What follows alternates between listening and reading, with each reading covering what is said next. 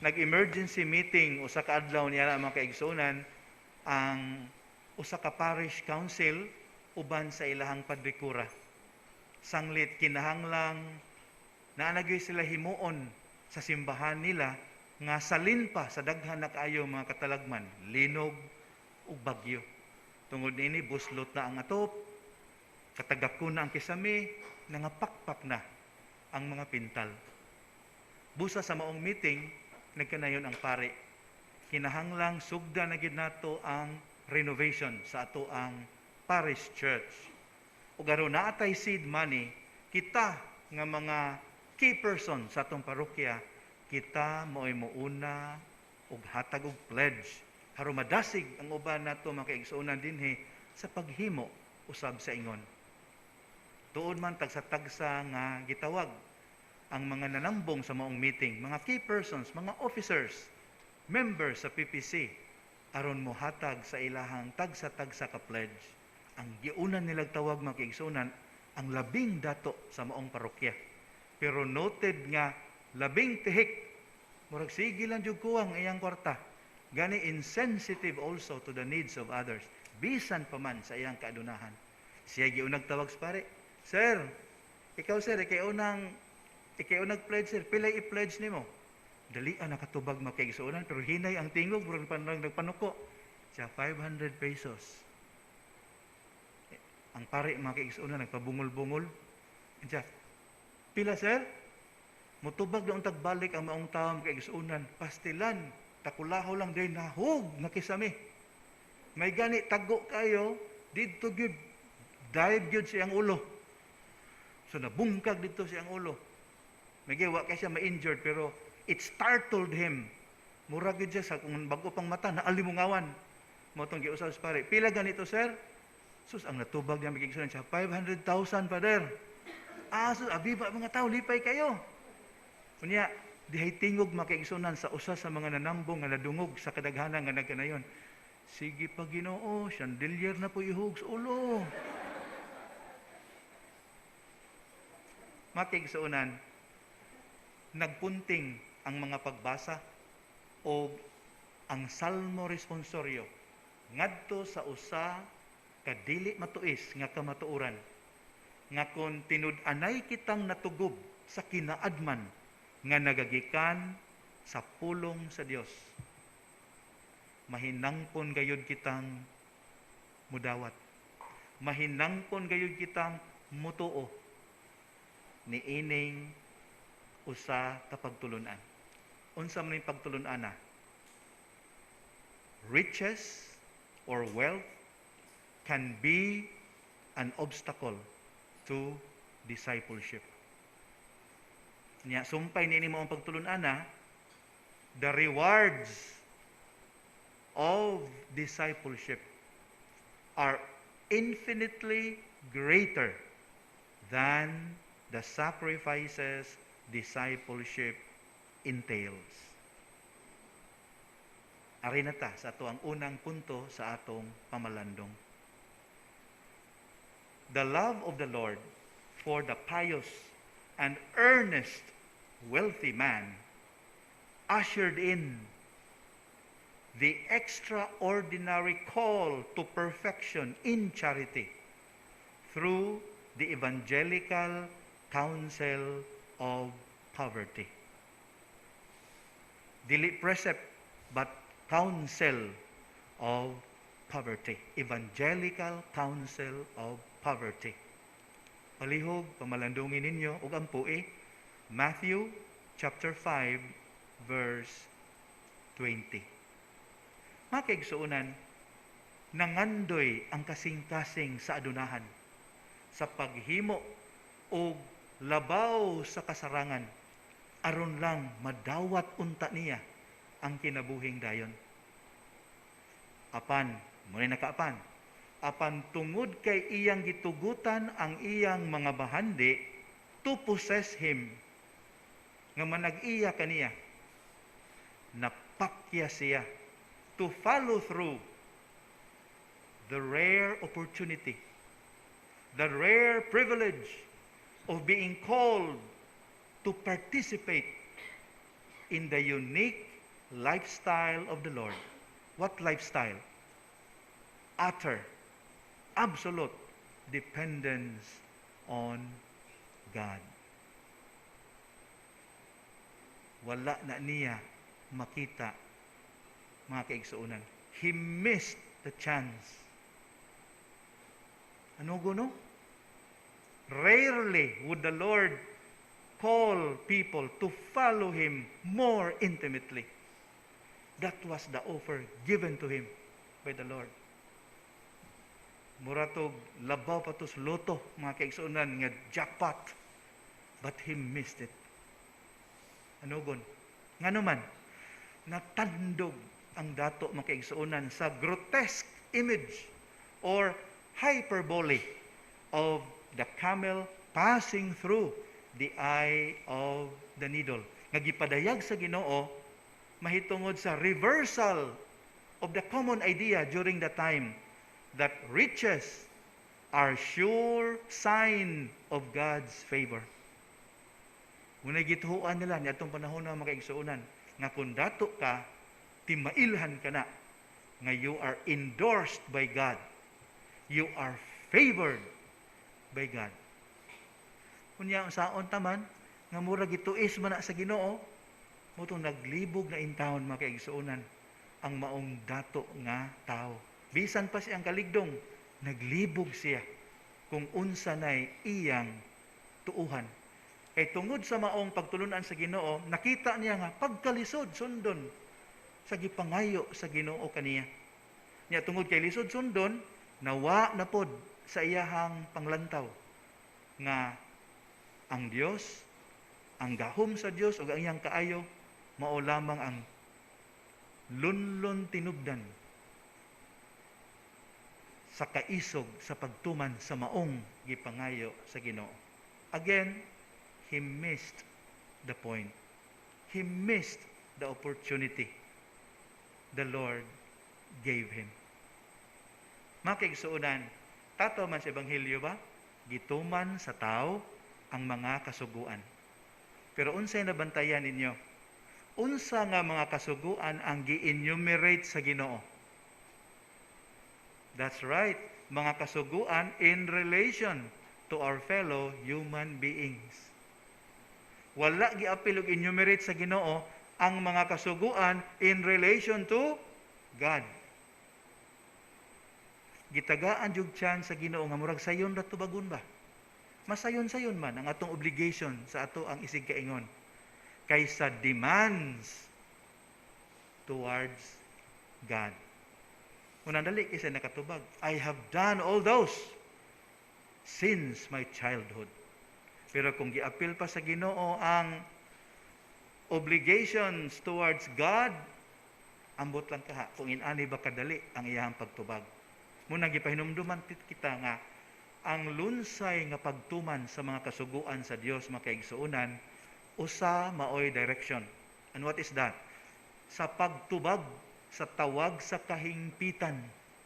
Mao nay purpose diha sa atong kaandam sa pagtalikod o pagsalikway sa bisan unsa o kang bisan kinsa nga makababag kanato in making God second to none, in finding security in God alone. Bisan unsa nga makababag ni ana, willing unta ta nga mohiklin niini sa daplin. Mga kaigsuunan, ang mga katigayunan niining kalibutana dili automatic makapaimpierno. No.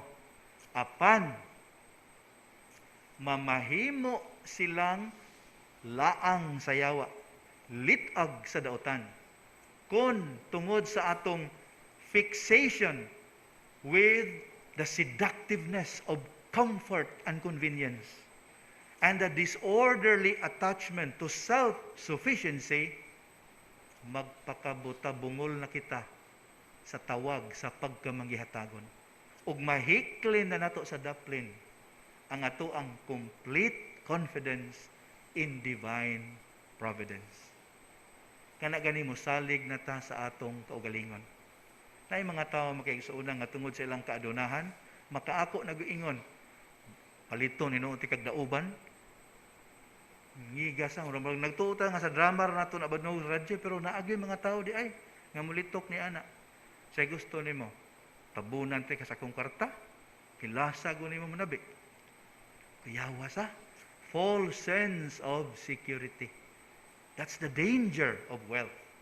Nga gipahinumduman kita dining atong santos nga ebanghelyo karon. Bisan tuod makigsuonan nga ang hingpit nga pagtalikod sa temporal goods dili tawag alang sa tanan. Klarohon ta niha, the Evangelical Counsel of Poverty is not for everyone. Gasa kinigikan sa Ginoo alang sa pipila to remind the majority how to be stewards of earthly goods. Dili ni alang sa tanan. Unsay mahitabo makiigsuonan bi kung ato ning i-impose sa tanan kaning Evangelical Counsel of Poverty kaning gisugo sa Ginoo ba? Ibaligya tanan nimong katigayunan, ihatag sa kabos, come and follow me. Unsay mahitabo kung isugo ni alang sa tanan? Sakto. Kung kalimtan nato nga gasa nis alang sa pipila lamang, kuyaw kayo. It will create a community, a society of penury.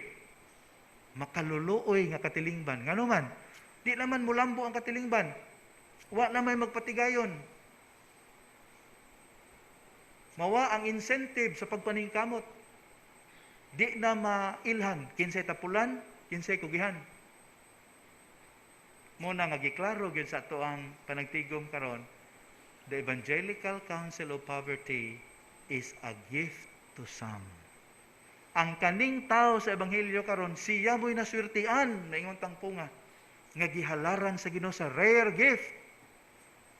Sell everything that you have, come and follow me. Pagkaanugon, usa siya sa chosen few, but he missed it. Makigsuunan, ari na ta sa ikaduhang punto sa ato ang pamalandong karon. Fidelity in following the Lord assures us not only of rewards in the eschaton or in the next life, but also in the here and now, with a twist, of course, of suffering and persecution. Palihog pamalandungin ninyo, Romans chapter 8, verses 16 to 18. Ang tanan nga mga naningkamot makigsuonan nga mulahutay sa pagsagubang sa mga kalisdanan o mga pagsulay ni ining kinabuhia, sila gayod mahisakop sa paghari sa Dios didto sa sunod nga kinabuhi. That's the ultimate reward, to be with God forever. Pero di lang kay kana di ang gisaad sa Ginoo. Samtang ang mga matarong anaa pa nining kalibutan, magsugod na sila og tagamtam sa ganti sa rich social and religious fellowship nga dako kayo kahimuan sa pagdasig kanila diha sa panaw latas sa mga kalipay ug kaguol niining kalibutana. Duha ay two-pronged reward, eternal reward and temporal reward. What's the temporal reward? Klarohon na to, social and religious fellowship. Rich social and religious fellowship. You ask people who are working as a volunteer for a particular parish or for a particular mandated organization or renewal movement. Pangutan-a ang mga pari o mga madre. Pangutan-a ang mga missionaries, lay and ordained.